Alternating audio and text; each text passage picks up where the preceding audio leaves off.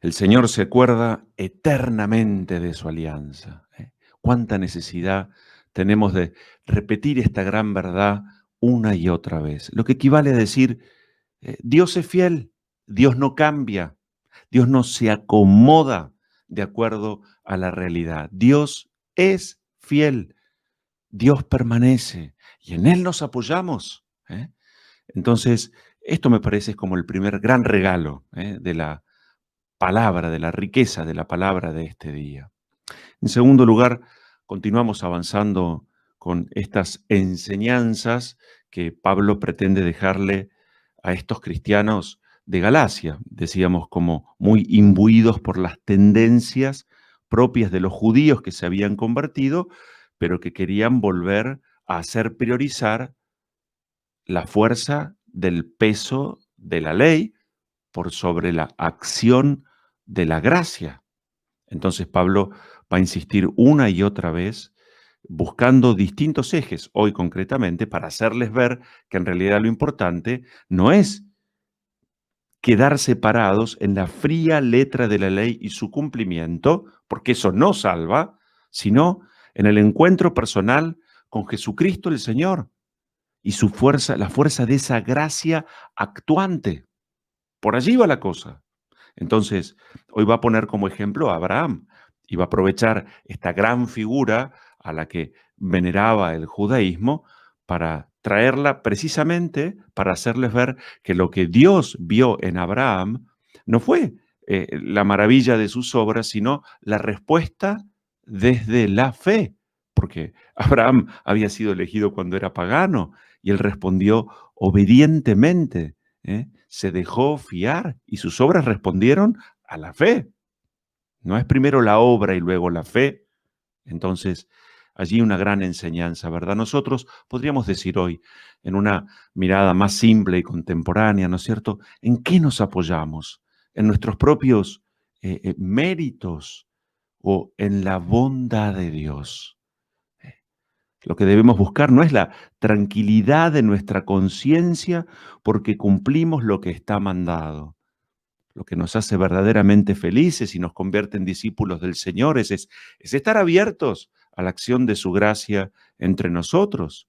Cumplir lo que está mandado, por supuesto, pero no es eso lo que nos acerca, lo que nos aproxima, lo que nos abre las puertas del cielo, sino estar abiertos a la acción de la gracia. Y en este sentido, tener un espíritu, un corazón más universal. Dice la Sagrada Escritura, ¿no es cierto?, que Dios eligió a Abraham y le dijo, por ti serán benditas todas las naciones. Y va mucho más allá. Entonces, cuidado con esto de el solo privilegio, el estar en el encierro. eh. El mensaje de Jesucristo es para todos y a todos debemos hacerlo llegar. Por supuesto, con nuestras obras y donde se manifiesta, que es donde fundamentalmente se manifiesta nuestra fe. Esto también lo hemos dicho, lo central no es aquello que pronuncien nuestros labios o las buenísimas intenciones que tengamos en la cabeza y en el corazón, sino la fe que se manifiesta a través de las obras. En el Evangelio de hoy nos encontramos con una realidad no muchas veces entendida o mal comprendida. Entonces, lo que debemos aclarar y decir, ¿no es cierto?, es que los evangelios nos dicen que Jesús en su vida terrenal se enfrentó con la acción del espíritu del mal, el demonio, en su doble dimensión, en la acción ordinaria y en la acción extraordinaria.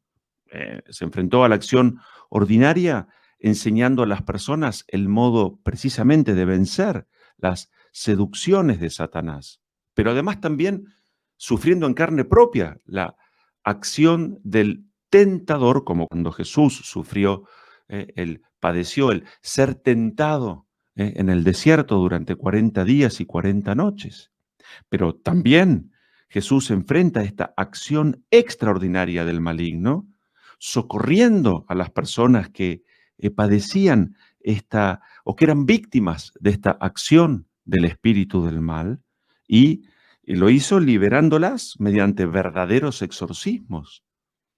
Entonces, los evangelios sinópticos van a mostrarnos que esta actividad exorcística de Jesús es una parte esencial de su ministerio. Por ejemplo, concretamente, hoy estamos leyendo a Lucas, pero no solamente en este texto, sino en tantísimos otros, nos va a presentar a Jesús liberando como una parte, entonces decimos así, importantísima de su acción mesiánica.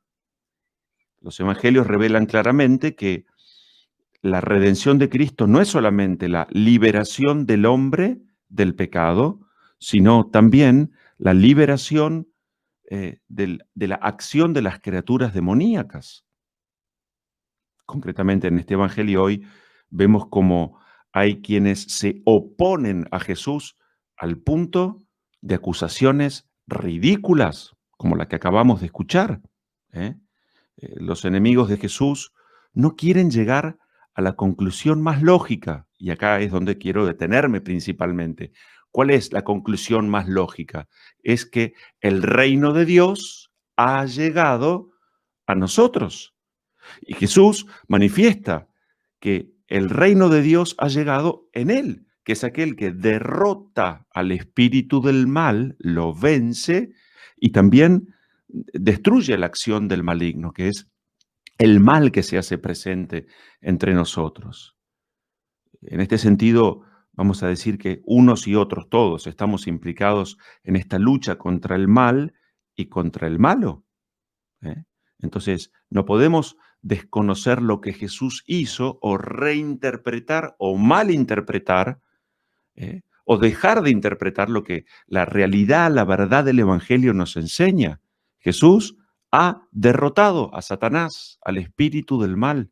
¿eh? Y entonces cuenta con nosotros para que también hagamos lo mismo, involucrándonos, no dejándonos seducir por las tentaciones, acción ordinaria, pero tampoco abriendo inocentemente, sonsamente, las puertas del corazón a la acción del espíritu del mal en nuestras vidas, como hoy lo manifiestan tantísimas formas. De hecho, Jesús nos enseña en el Padre Nuestro y nos dice, sed libéranos a malo, libéranos, Señor, del mal, del maligno. Lo pone como parte esencial de nuestra oración dirigida al Padre, confiada.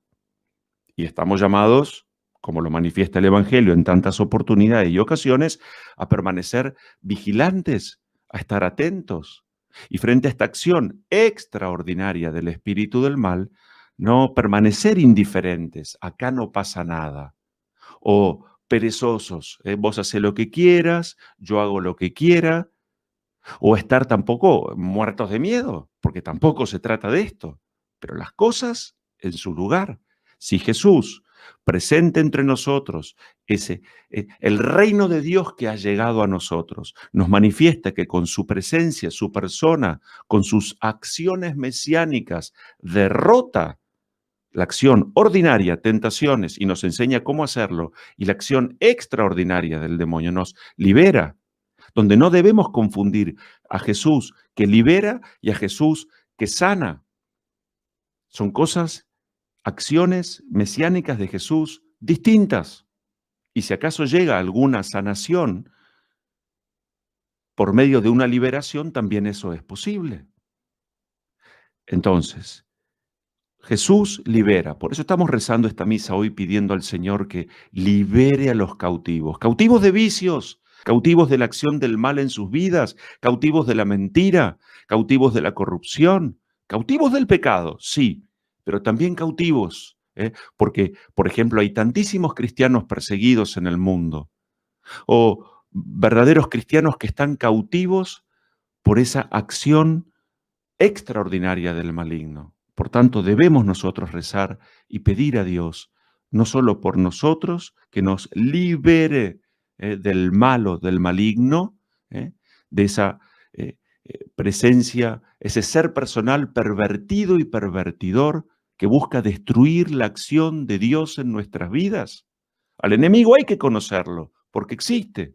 No solo existe nuestra concupiscencia desordenada, nuestros desórdenes y tendencias sobre los cuales no trabajamos debidamente, sino que también hay un ser personal, el ángel junto a los otros rebeldes, que pretenden oponerse a la acción de Dios en nuestras vidas y buscan destruir, romper.